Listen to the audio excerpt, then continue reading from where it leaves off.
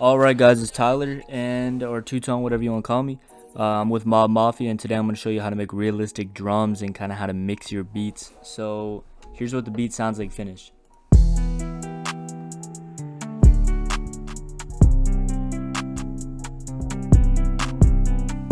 Alright, super sexy. So now here's what I did. So I made my drum patterns, right? That's the first thing you do.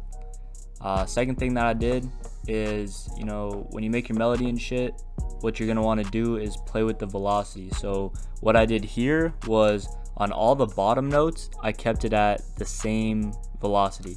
Then the next note in this chord, because as you can see, like, these are just chords being played as individual notes, right? I just spread the chord out. So what I did was on this one, all like on the bottom notes, like the bass notes of the chord, it's all straight. Then the next one, it's just a little bit lower, and then on the next note, you know what I'm saying? So let me just fuck this up quick for an example. It would look like this for each of the chords. That's pretty much what I did. Fuck, is that good? Yeah, that's good, whatever. So after that, what I did was I went to randomize, and I randomized the velocity by about 10, and I took off bipolar. I just wanted it to go up. So if you do velocity and you push it up this way, it only goes up. If you push it this way, it only goes down. If you do bipolar, it does a mix of both, right? So okay, next what I did was I went to my drums, and I kind of did the same thing. What I did was for my kick, I changed the velocity. I never do bipolar, I just make it go up, and I do about 5 or 6. That's usually what I do for every single one of my beats. For the 808, I do about the same thing. Maybe I'll do, geez, that keeps going up. Maybe I'll do like 12, 10, right? And what you want to do is when you randomize it, sometimes notes will be like this, right? Where they're playing the exact same velocity. Just go in and manually change it. For my claps, I pretty much do the exact same thing. Just do velocity about 5 or 6. What am I gonna say? Oh yeah, and then I keep the pan just in the middle, but I change the pitch. I'll put it on bipolar, and I'll change the pitch by 2 either way, right? When you do bipolar, it goes up and down, so it doesn't really matter what direction you do. And then after that, what I do is I select all my notes. So I do Control A, and I switch the lock-in magnet tool, whatever the fuck you want to call it, the grid, to none. And what I do is the clap's usually right here, right? I drag it back by 2. I do that on every single one of my beats. I always do 2. Moving on to perks. So there's only one perk in this, but for all my perks, I would do the exact same thing I just told you, but I would drag it back by 3. And then when I randomize it, I also add in pan on bipolar. So sometimes I'll do 5 to 10% on the pan. Now the reason why I do the panning is because it just helps it sound a little bit more alive. It makes it sound like you're actually there, because what most people do when they mix their beat is they keep everything in mono, and it just kind of makes it sound dead. So when you throw in those like bipolar randomizations for like the panning and the velocity, just really brings it to life, makes it sound like a human's actually drumming. Then on the hi-hats, also sorry, for the perks and the claps, when I randomize, I do a pitch of about 2 with bipolar every time. And then for my my hi-hats, I select all of them, drag them back by 2, and then I randomize it. I usually do the pan with bipolar mode about 10, maybe a little bit lower, maybe a little bit higher, and then I do the pitch at about 1 or 2%, and then I do velocity at about I don't know, like 8 to 15%, usually like around 12 or 10 though. And then that's kind of it for the velocity and kind of making it sound realistic. Right after that, I bring everything to the mixer and I mix it all down. So for my melodies, I always put them around 18 to 21 dB. So for example, it's at 21 right there, right? So crash, I really don't have a set thing. What I do is I play the melody, and then I play the crash, and I adjust the crash until it sounds good with the melody. So here's what it sounds like, just the melody and the crash, so you know what I think sounds good. It's where it just sounds like it's blended in. It's not really standing out too much. Then the kick I always do at about 6, a little bit higher, maybe a little bit lower, but I never make it go to like 7 or 5. It's always just like a little bit higher, a little bit lower. So for example, it's just at 6 there. The 808, it's always at about 12 or 9, maybe a little bit lower, maybe a little bit higher, but yeah, 12 or 9. Then the clap, it's always about 15 or 12. Usually, lately I've been putting it just under 15. So I do 15 to 12, just a little bit under 15. And then for the rim shot, I usually try to bring it around like 24. So what do I have it at right now? Yeah, so it's a little bit under 24. So, you know, it's really 27 to 21 for perks. And the higher pitch something is, the lower dB you want it to be, because we perceive higher pitch sounds as more harsh. Like they tire your ears out more. So that's why your kick is so high on the dB thing, like your volume, and your bass is so high, but your hi-hats are always low. So for example, my hi-hats I would always do at about 21 to 24. So this is what it sounds like. Yeah, so it's at 24, right? If I had open hats, this is where I would have it at about 30 to 36. Why? Well, because it's pretty much all high-end sounds, so they tire your ears out really fast. So you want to keep it very low so that your beat's not harsh. Because think about it, this rapper is going to be listening to your beat for like 3 hours straight in the studio while he's recording, while they're mixing and mastering it. And if you have all these high-pitched sounds, you're going to tire their ears out, and they're not really going to want to listen to your beat anymore. So you're really not going to get a placement. So that's what I do, right? Here's what it sounds like before I add any other effects.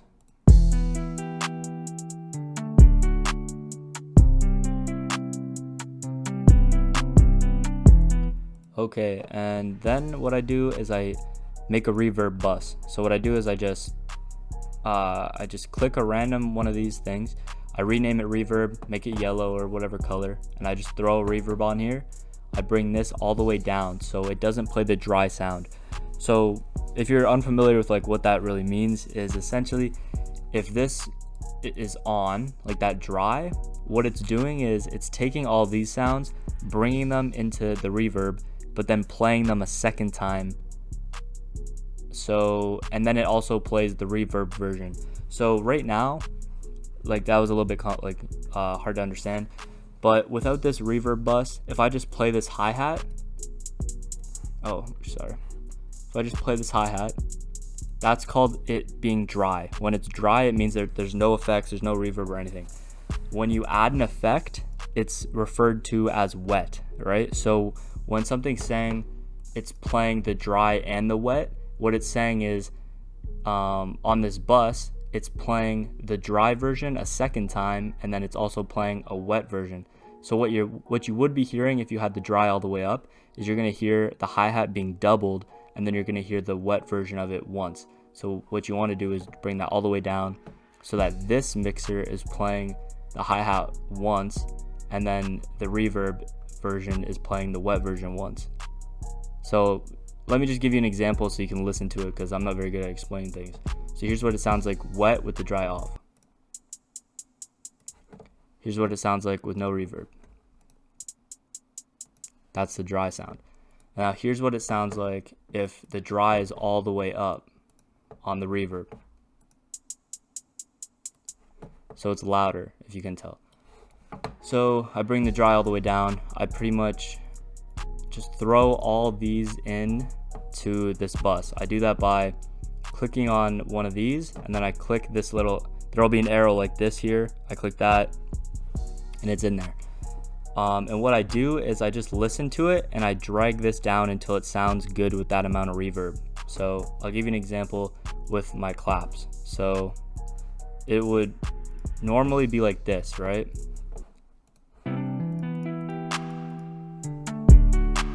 If you listen to that, that's way too much reverb. It doesn't sound realistic. It just sounds like it's out of place. So what I do is I just, by ear, I just pull this down until it sounds proper.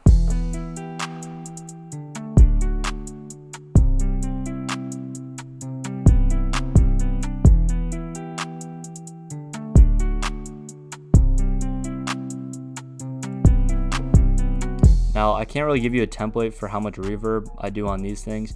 For my kick, I usually do 0. In my 808, I do 0. Sometimes I'll make it like 1 or 2. That's like a secret sauce thing, just to help it blend if it doesn't sound like the kick and 808 are really blending with the rest of the beat.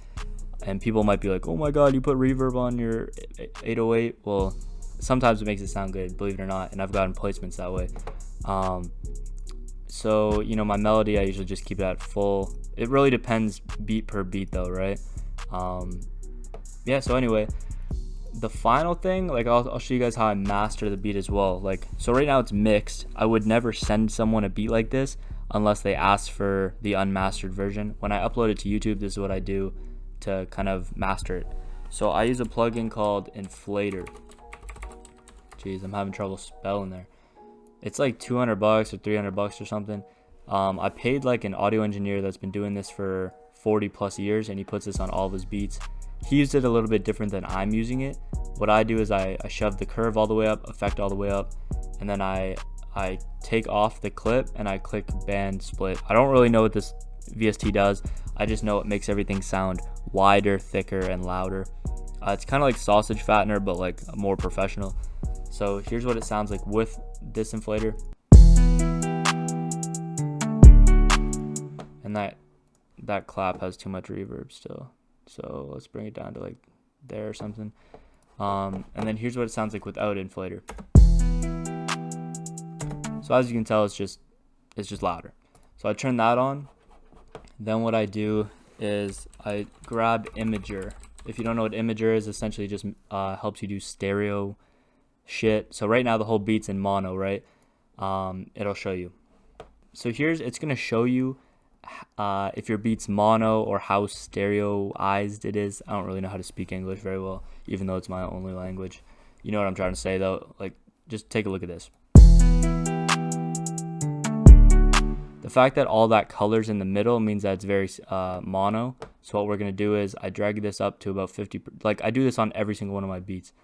I drag that to about 10, and then look at how much more full it looks and how it sounds.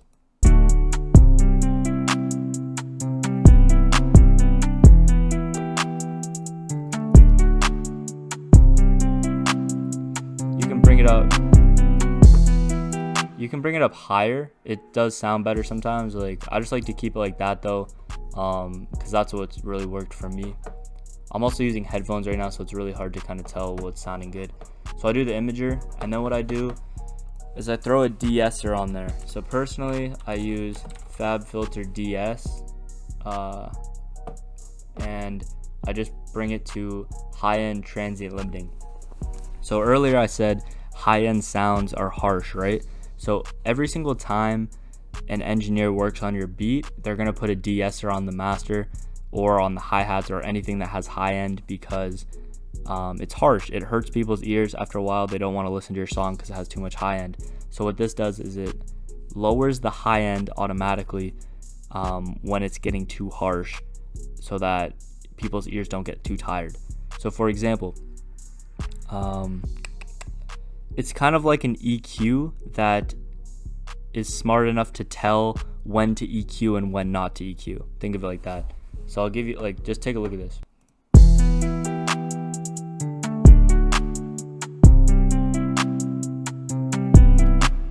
So what it's really doing is when it's yellow or green or whatever you want to call that, it's pushing the high end's volume down. Yeah, that's essentially it. And yeah, so after that, I put on a soft clipper. I do this so that it's not clipping.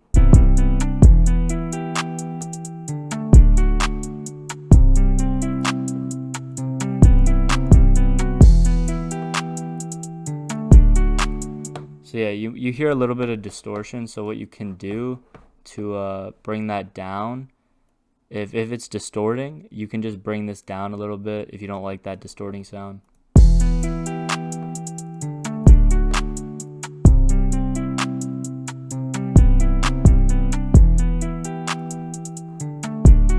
And you know, if sometimes I find the melody is a little too loud, so you can bring it down a little bit once you master it and you think it's too loud.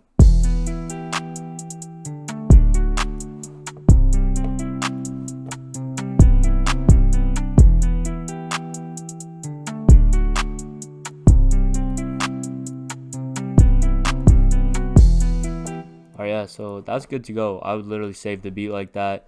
I hope you guys like this tutorial. I know it's long. I know I'm bad at explaining shit. Hopefully my tutorials get better. Subscribe for more, and I hope this helped. Best of luck making some fire beats.